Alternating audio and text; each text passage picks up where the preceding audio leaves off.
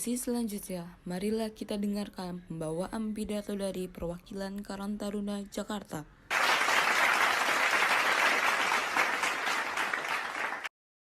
Assalamualaikum warahmatullahi wabarakatuh. Selamat siang, salam sejahtera untuk kita semua. Yang saya hormati Ibu Juju selaku Ketua PKK Cawang, yang saya hormati Ibu Wati selaku Wakil Ketua PKK Cawang, yang saya hormati seluruh jajaran pengurus PKK Cawang, dan yang saya banggakan teman-teman seperjuangan yang luar biasa. Alhamdulillah, puji serta syukur kehadiran Allah Subhanahu wa Ta'ala yang telah memberikan nikmat iman, nikmat sehat, serta nikmat panjang umur. Sholawat serta salam tak lupa kita curahkan kepada junjungan Nabi besar Muhammad Shallallahu Alaihi Wasallam. Berkat rahmat dan hidayahnya, kita semua dapat berkumpul di ruangan ini. Hadirin yang saya hormati, perkenalkan saya Iklima Nurisani, perwakilan dari Karang Taruna Jakarta yang akan menyampaikan sebuah pidato mengenai kasus KDRT yang tidak dapat kita toleransi. Saya yakin bahwa hadirin sekalian sudah mengerti apa itu KDRT. Ya, betul, KDRT merupakan kekerasan dalam rumah tangga yang termasuk ke dalam perbuatan tercela. Perbuatan ini tertuju kepada seseorang, pelaku atau korban. KDRT ini merupakan sepasang suami istri yang menetap di satu rumah.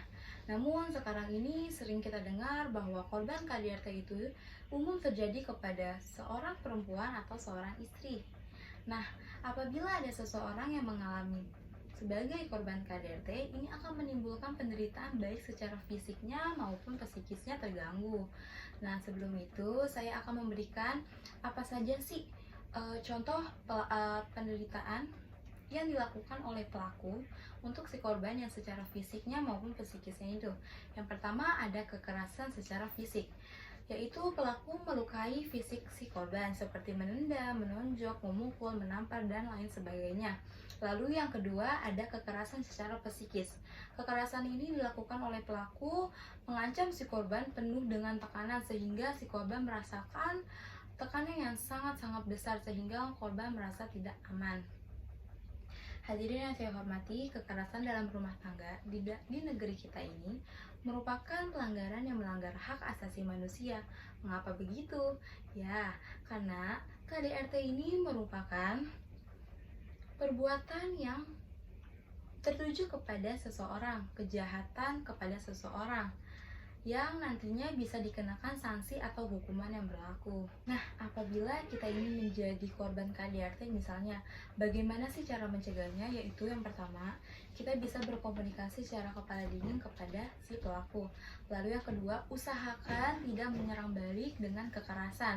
Lalu yang ketiga, kita bisa memberitahukan kepada orang-orang terdekat yang sudah kita percayai. Nah, lalu bagaimana sih peran kita sebagai masyarakat ketika melihat ada korban KDRT di lingkungan kita?